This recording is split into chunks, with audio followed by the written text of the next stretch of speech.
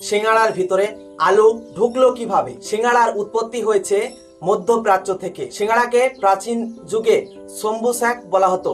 এটি বর্তমানে ভারতীয় সব থেকে জনপ্রিয় স্ন্যাক্স। এই সিঙ্গাড়ার ভিতরে আগে আলুর পরিবর্তে মাংস দেয়া একটি ভাজা খাবার ছিল। সেই সময় আলু ব্যবহার করা হতো না, কিন্তু ভারতে এসেছে মুসলিম বণিকদের মাধ্যমে 1300 শতাব্দীতে।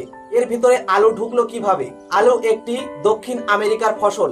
এটা পর্তুগিজদের মাধ্যমে ভারতে এসেছিল 1600 শতাব্দীতে। তারপর আলু দিন দিন ভারতীয়দের মধ্যে জনপ্রিয় বাড়তে শুরু করলো। এরপর লোকালাইজেশনের মাধ্যমে এই খাবারগুলিকে মাংসের পরিবর্তে আলু মটর ব্যবহার করা হয়ে তৈরি করা হলো সামোসা। এই সামোসা প্রথম জনপ্রিয়তা পেয়েছিল শাকাহারীদের মধ্যে।